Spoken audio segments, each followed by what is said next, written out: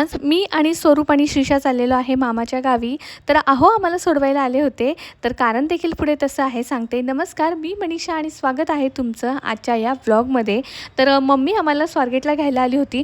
Mumbai to Swargate असा प्रवास केला होता तिने. सकाळी लवकर निघाली होती.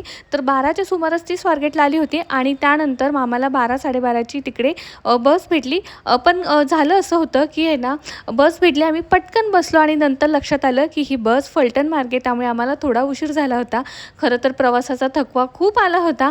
आम्ही अकलूजला उतरल्यावरती लगेचच मामा घ्यायला आले आणि हे बघा प्रवासाचा एवढा थकवा होता. पण हे आम्ही आज घराच्या वास्तुशांतीसाठी जाणार होतो मामाकडे. वास्तुशांतीच्या 2-3 दिवस आधी गेलेलो आणि बघा सगळ्यांना तिकडे भेटून सगळे वाट बघत होते. 5 वाजले होते आम्हाला घरी जायला आणि सगळे असे हसरा चेहरा बघून जो प्रवासाचा जो थकवा होता ना, तो खरंच दूर झाला. कारण का आपली कोणीतरी वाट बघते, हा आनंद खरंच खूप छान असतो. तर हे बघा गेल्या गेल्या दोघींनी एकीने स्वरूपला आणि एकीने श्रीषाला उचलून घेतलं होतं आणि त्यानंतर हे बघा मामीने आलं की लगेचच आहे ना मुलांवरून भाकरीचा तुकडा उतरून टाकला होता. तर तुमच्याकडे अशी पद्धत आहे का ते मला नक्की सांगा. लहान बाळ वगैरे कधी कोणी आलं ना बाहेरून तर असा भाकरीचा तुकडा उतरून टाकतात.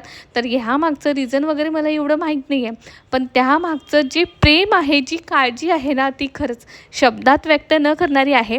आणि स्वरूप मामाच्या गावी गेल्यावरती ना त्याचं एक काम असतं, टोपल्यातले चपाती किंवा भाकरीचा तुकडा आणायचा आणि टॉमीला द्यायची. खरं तर आहे ना लांबूनच टाकत असतो, जवळ जायची भीती तर असतेच, पण गेल्या गेल्या त्याचं हे काम असतंच.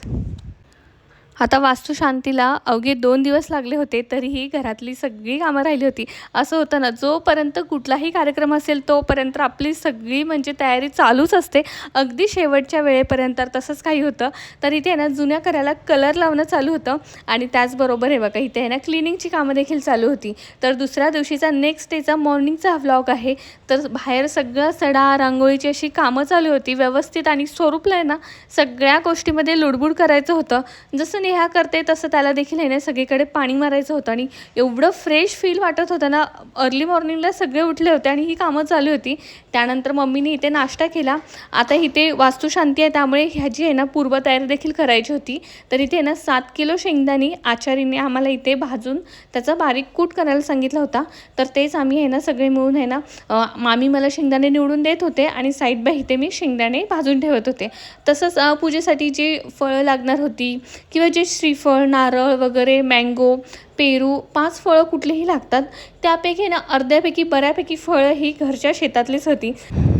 आता इथे ना नारळाच्या झाडाचे नारळ पाडले होते आणि इथे नारळ सोलत होते मामा. पण इथे बघा पुन्हा एकदा स्वरूपला प्रत्येक कामामध्ये इन्वॉल्व व्हायचं होतं. त्याला खूप आनंद भेटतो आणि त्यानंतर आहे ना थोडी शॉपिंग राहिली होती, त्यामुळे आजी आणि मम्मी शॉपिंग करायला गेले होते. स्वरूप बघा त्यांना बघून एवढा पळत, म्हणजे गाईला बघून आहे ना असं पळत सुटलं की माझ्या अंगावर येते का काय. कामं तर करायची असतात पण भीती पण तेवढीच असते त्याला.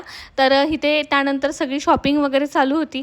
कारण का कुठलाही कार्यक्रम असला तर मी अगदी आधी म्हणल्याप्रमाणे शेवटच्या दिवसापर्यंत आपली कामं, शॉपिंग हे राहिले ते राहिले चालूच असतं. आणि हे बघा आदल्या दिवशीचा हा व्हिडिओ आहे आणि त्यानंतर आम्ही इथे ना ओटीचं जे सामान होतं ते भरायला सुरुवात केली होती. त्याचबरोबर रिटर्न गिफ्टसाठी इकडे साडी किंवा कोणी काही भेटवस्तू वगैरे आणतात, तर इथे आम्ही साडी आणली होत्या. आजीची साडी वेगळी ठेवा. तर इथे व्यवस्थित पॅकिंग चालू होतं. थोडी शॉपिंग करून आले होते आणि त्यापूर्वीची साडीची वगैरे जे सगळे शॉपिंग होते ना, मी तुम्हाला त्याचा कलर देखील दाखवते. खूप सुंदर सुंदर अशा भेटवस्तू आणल्या होत्या रिटर्न गिफ्टसाठी आणि तेच आम्ही पॅकिंग. तर हे बघा हे त्याचे कलर आहेत. बांधणीमधून अशा साड्या होत्या आणि खूपच सुंदर होत्या. तर त्याची बऱ्याच प्रमाणामध्ये, मोठ्या प्रमाणामध्ये होत्या. त्यामुळे परत आम्ही थोडा ब्रेक घेऊन परत एकदा आम्ही पॅकिंग करण्यासाठी बसलो होतो. तर तिघी-चौघी जणी होतो ना, त्यामुळे आहे ना सगळ्यांनी कामं अशी वाटून घेतली होती. त्यामुळे अगदी म्हणजे हसत खेळत सगळी कामं खूप इझिली होत होती आणि सगळ्या गोष्टी, सगळ्या मुमेंट छान असे सगळे छान एन्जॉय करत होते. घरात कुठलंही कार्य असेल आणि सगळे असे मिळून कामं करतात ना, त्याची मज्जा खरंच खूप छान असते. आता संध्याकाळच्या वेळेस आहे ना, सगळं संपूर्ण घराला इथे आहे ना छान अशी लायटिंग करण्यात आली होती. त्यामुळे ना खरंच खूप सुरेख वाटत होतं. आणि हे बघा, आपण एखादं आहे ना शून्यातून कोणी विश्व निर्माण करत असेल ना, खरंच त्याचं कौतुकच वेगळं असतं. ते न सांगता येणारं असतं, की बघा किती सुंदर वाटत होतं आणि सगळ्यांना खरंच खूप कुतूहल वाटत होतं. तर त्यानंतर एक सगळे पाहुणे यायला सुरुवात झाली होती. मावस बहीण आली होती आणि स्वरूप एवढा खुश होता, की काका आले. काकाने उचलून घेतला आणि त्याचबरोबर त्याचे मोठा भैया देखील आला होता. तर ही दुसऱ्या दिवशीचा नेक्स्ट डेचा मॉर्निंगचा व्लॉग आहे. तर आम्ही एकदम सकाळी सरप्राईज होतो, कारण की ना झोपेतच आम्ही असताना त्यांनी कधी येऊन मंडप लावला ते आम्हाला माहितीच नाही आहे. तर आज हा पूजेचा दिवस आहे. तर इथे स्वीट अँड सिम्पल इथे रांगोळी काढलेली आहे, कारण का एवढी गडबड होती. त्यामुळे आधी खूप डिस्कस केलं, पण ऐन वेळेस आम्ही पटकन अशी काढली, कारण का सगळ्यांचं इथे काही ना काही काम चालू होतं. तर इथे शेंगदाण्याचा कूट कोणी करून देत होतं, जसं आचार्याने सांगितलं त्याप्रमाणे सगळं त्यांना हाताखाली देत होतो. तर इथे बुंदी पाडण्याचं काम चालू होतं. त्याचबरोबर आहे ना, इथे डाळ तडका देखील इथे करायला घेतला होता. तर स्वयंपाक सकाळी लवकर 6:30 वाजताच करायला घेतला होता. पूजेचं टायमिंग 12:30-1 पर्यंत सगळं जेवण रेडी पाहिजे होतं. जवळजवळ 500 ते 600 लोकांचं जेवण बनणार होतं इथे.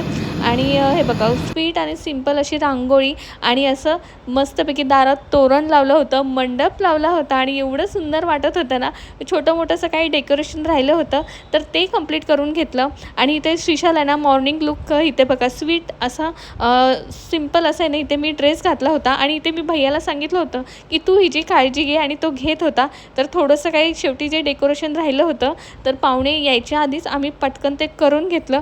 तर ह्या पुढच्या नेक्स्ट ब्लॉग कंटिन्यू करणार आहे. तर नक्की चॅनेलला सबस्क्राईब करा, लाईक करा आणि व्हिडिओ आवडला असेल तर नक्की मला कमेंट करून सांगा. व्हिडिओ पाहिलंच धन्यवाद. पुन्हा भेटूया.